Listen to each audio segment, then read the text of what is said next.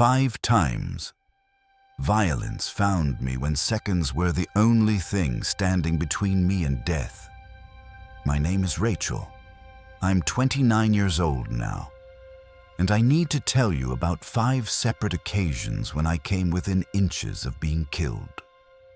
5 times when the difference between living and dying was measured in seconds. 5 times when one small choice, one moment of hesitation, one missed opportunity by someone trying to hurt me, meant that I would survive to tell this story. What these incidents taught me is that violence isn't dramatic. It doesn't announce itself. It doesn't come with warning signs or orchestral music building in the background. Violence is mundane. It's ordinary. It's the thing that happens on a normal Tuesday when you're doing laundry.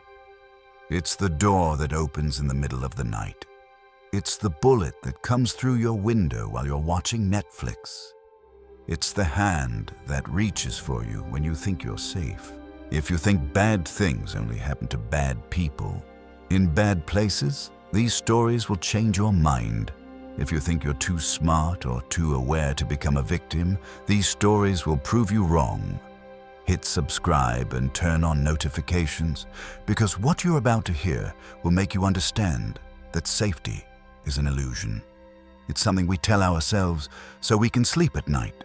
These are the 5 times violence nearly claimed me.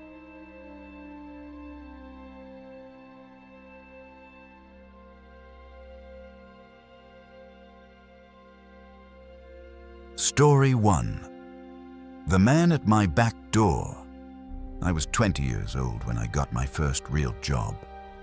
It was with a bank downtown, and I had just moved out on my own for the first time. The apartment wasn't fancy. It was small and basic, with a patio that faced a wooded area. But it was mine, and I was proud of it. I had been there for about 6 months when I started smoking again. I know it's a terrible habit.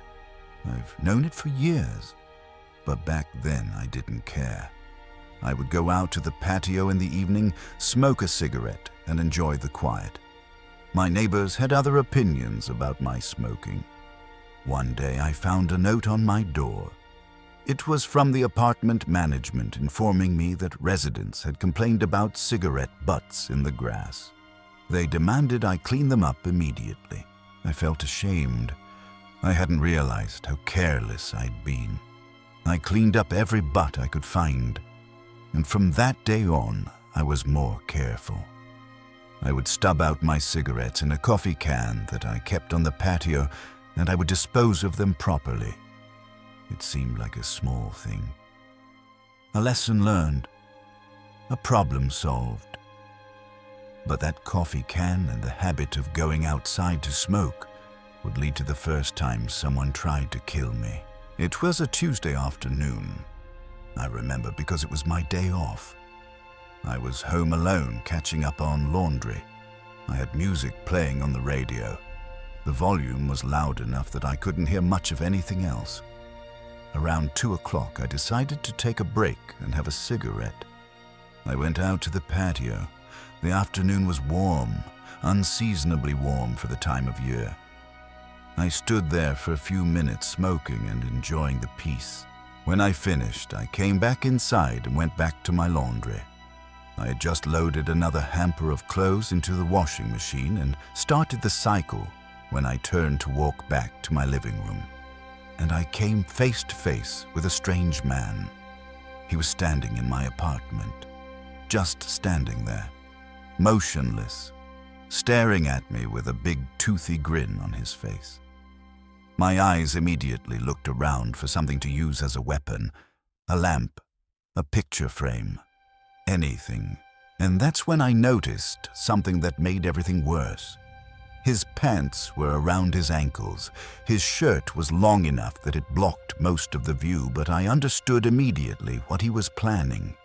He wasn't there to rob me. He wasn't there to hurt me. He was there to rape me. I didn't think. I didn't calculate or strategize or try to be smart about it. I screamed. I mean, really screamed. The kind of scream that comes from the deepest part of your body. The kind of scream that says, no, not today, not me. I screamed everything I had. My fear, my anger, my absolute refusal to let this happen. The man's eyes got wide. He looked shocked, panicked, like he had expected me to be compliant, like he thought I would just freeze up and let it happen. But I didn't. He started to say something, but my screaming only got louder. After a few seconds of me shrieking like a wild animal, he quickly yanked up his pants and ran toward my patio door.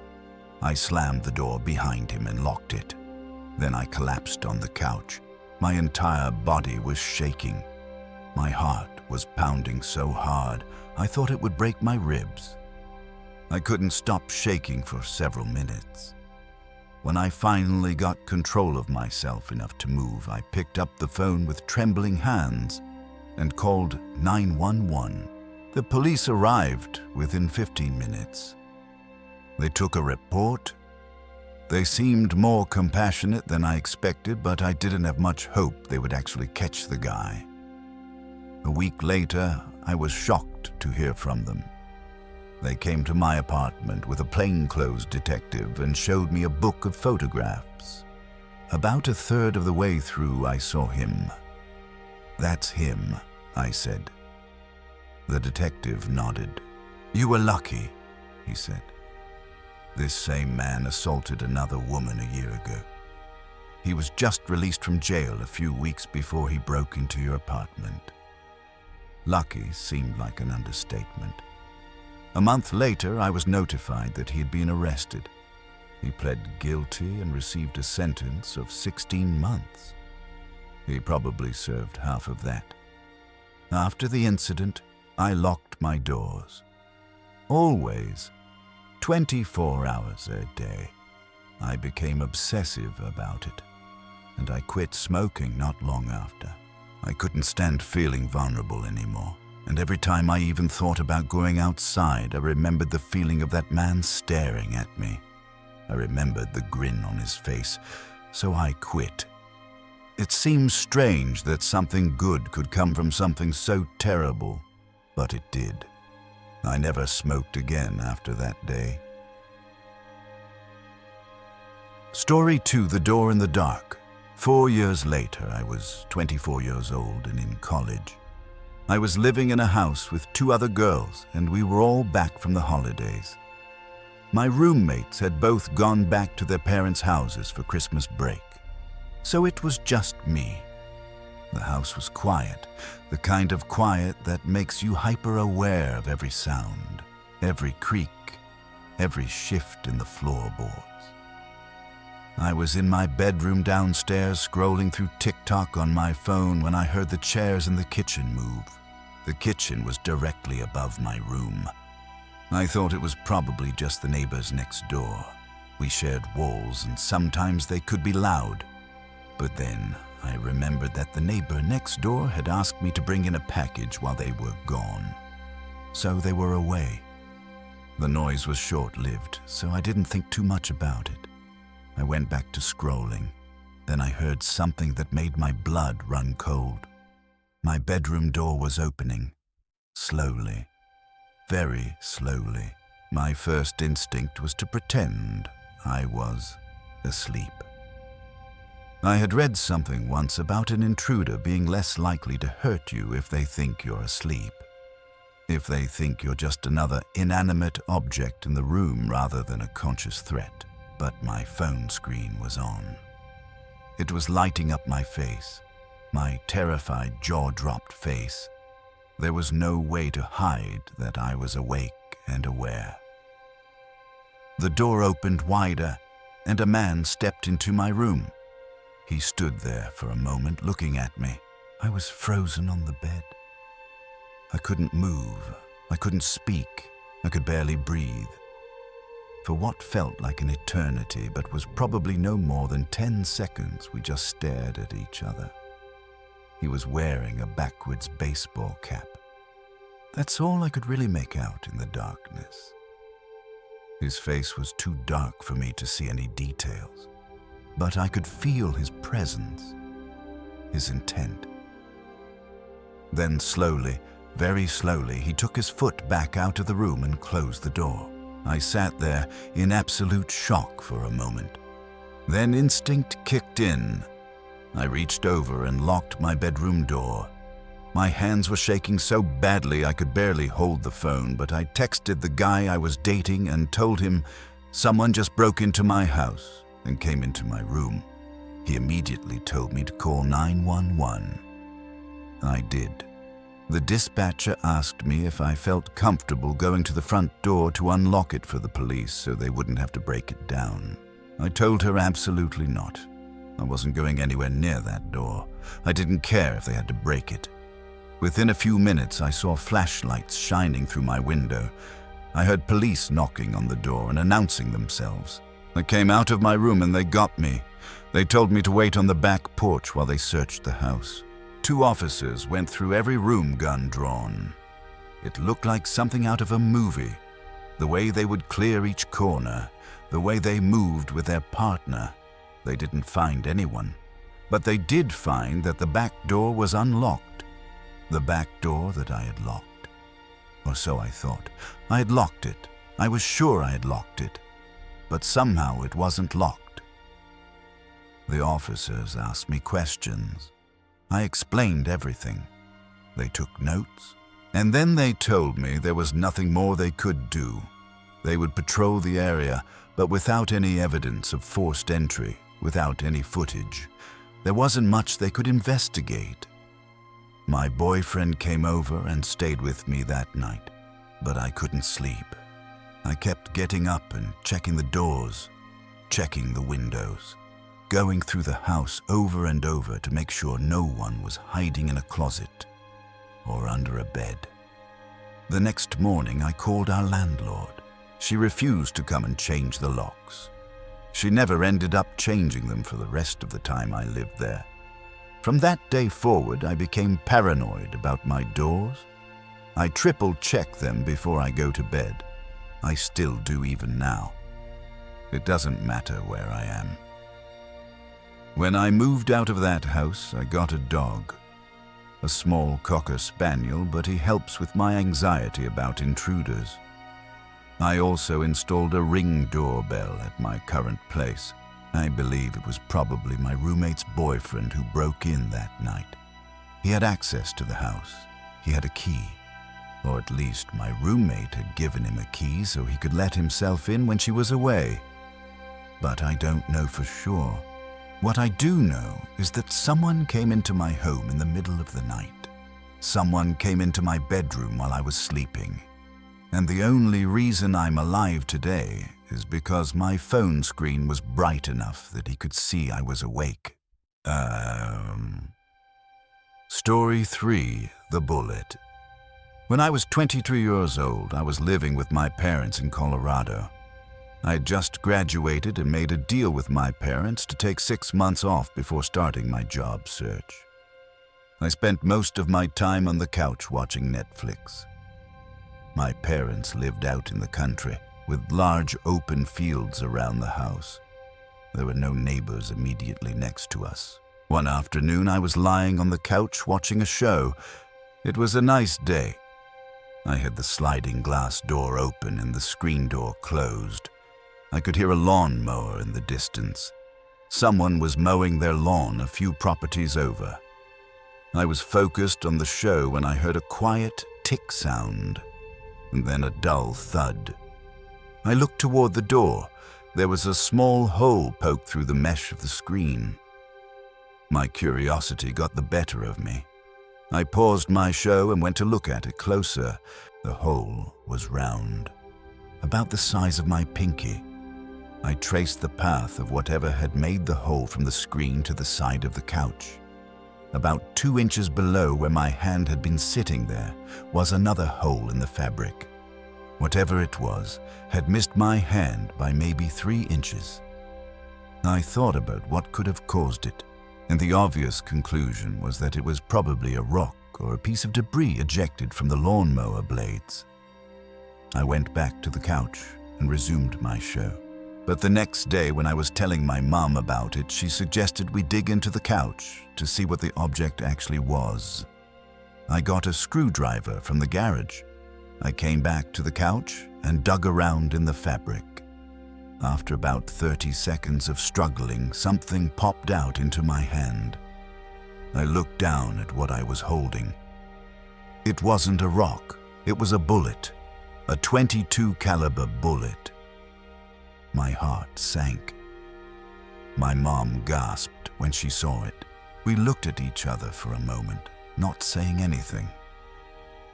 Then we called the police. 2 officers arrived and examined the bullet.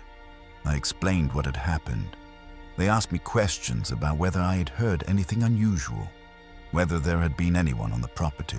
The leading theory, according to the officers, was that someone on one of the surrounding properties had been doing target shooting or hunting, and the bullet had somehow found its way onto our property and through our window.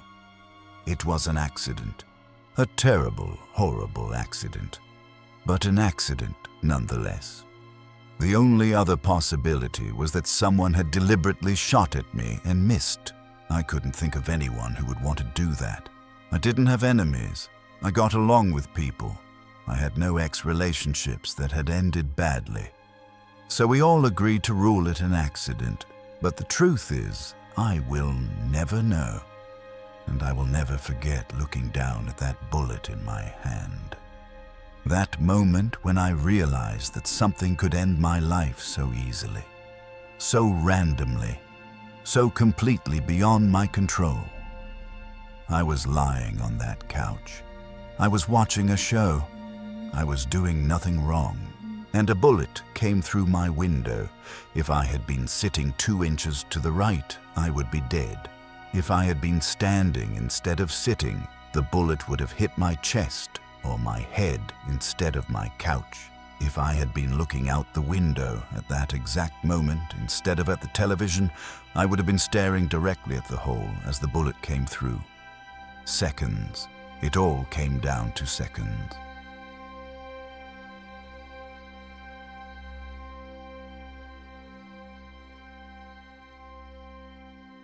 Story 4, The Hand on My Shoulder. This story isn't mine. But it might as well be, because when she told me what happened, I realized how close I had come to a similar situation. Her name is Sarah, and she was 12 years old when it happened. She was home alone because her mom was at the hospital visiting her grandmother. Her dad was staying there too. It was her first time being home alone for an extended period. She wasn't scared. She was old enough to take care of herself. She felt sick that day. She had been throwing up all morning. Her mom had given her some medication and put her to bed. She slept for most of the day. When she woke up around 2 o'clock, the sick feeling was gone. But now, she was starving. She went to the kitchen to get some saltines and a Sprite. She wanted to ease back into eating slowly, making sure her stomach could handle it. After waiting 30 minutes with no problems, she decided she was ready for something more substantial. She made ramen noodles. She filled the pot with water and waited for it to boil. When the water was hot, she added the noodles and the flavor packet. She stirred impatiently, wanting to eat as soon as possible. When the noodles were soft enough, she lifted the pot to drain it. She grabbed a hand towel from nearby. She didn't see any problems with using a towel instead of a pot holder. She had done it hundreds of times before. She set the pot down on the counter, and the towel caught on fire.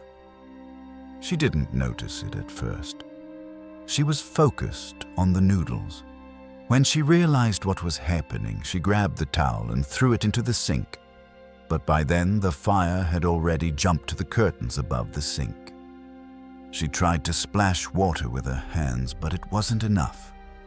The curtains were already consumed. The fire had taken hold of the ceiling and was spreading to the cabinets below. She was overwhelmed. She couldn't think of what to do. The fire alarm went off, and she ran out of the house. She ran directly into her mother, who had just arrived home. "Fire," she managed to say. "Kitchen." Her mom didn't hesitate. She went straight to the kitchen and opened the cabinet under the sink, and she pulled out a massive fire extinguisher. In less than 30 seconds, the fire was completely extinguished. Sarah broke down and cried. She was so relieved she couldn't speak. Her mom got out the first aid kit and treated her burned hand, and Sarah waited for her mom to scream at her, to tell her how stupid she had been, to punish her. But her mom never did. When her dad came home later, he asked only one question: "Is everyone okay?" When he heard yes, he let out a big sigh and said nothing more. A few weeks later, he came home with new cabinets and paint. Within a week, the kitchen looked as good as new. But Sarah never forgot that moment when the fire was spreading, when she thought she might have burned down the house. And what she realized years later was that her mother had kept a fire extinguisher under the sink for emergencies. That her mother had come home at exactly the right moment. That everything had aligned in such a way that her life was saved. If her mom had been even 5 minutes later getting home, if she had gone to work instead of coming straight back, if she didn't have a fire extinguisher, if she hadn't known exactly what to do, Sarah would have died that day.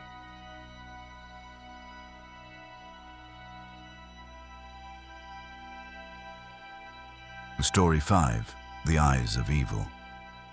The last story I need to tell you is about a boy named Marcus. He's about 23 now.